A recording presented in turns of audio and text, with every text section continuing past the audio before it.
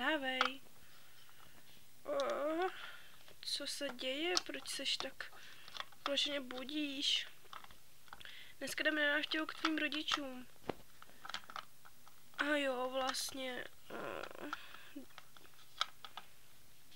Jdu připravit snídaní, běž zbudit malou. No tak jo.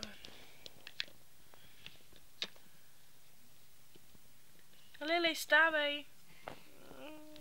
Ano, mami. Jdeme za babičkou a za dědou.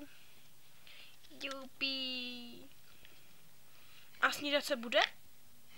Tak to je asi jasný, ne? Tak jo, jdu se nasnídat.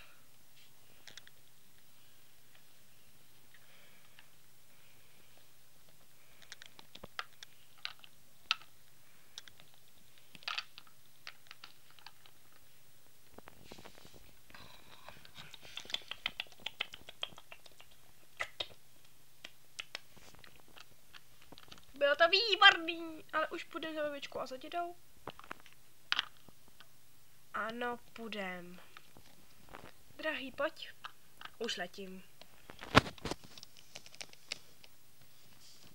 Pojď, pojedeme autem.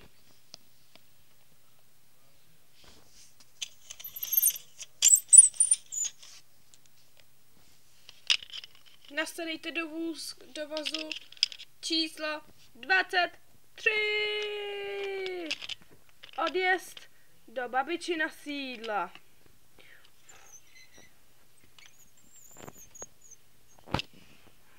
A jsme tady. Jupi!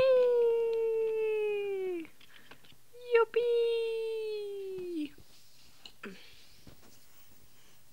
Babička a děda, jupi!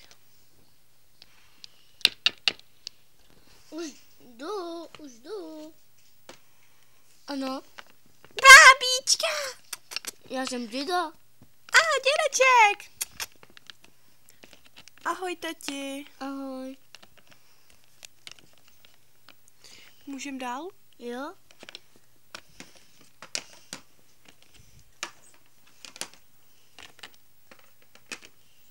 Háčí.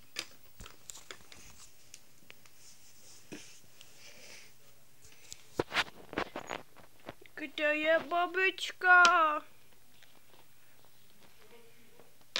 Tady. Baví! Ahoj. Ahoj. Ahoj, mami. Ahoj. Jak se máš? Dobrý. Dcerka furt o tobě mluvila a chtěla by, jestli by tady mohla s tebou přespat. Může, ale je to... Může. Ale... Hejbej s ní. Ale musíš nosit plášky. Nosí plášky. Ona nepoužívá prášky. Tak může tady spát, nebo ne? Jo? Ano. Ne. Ano. Jupi! Ale kde budu spát? Tady. A vy? Já nebudu spát tam nahoře. Tak jo. To. Já jsem ráda, babička. Já taky. Takže my půjdeme domů. A ty si to tady užij, ano? Dobře. Ahoj, dcerko. Ahoj, tati. Ahoj. Ahoj, mami. Půjdu si lehnout, protože už je hodně hodin.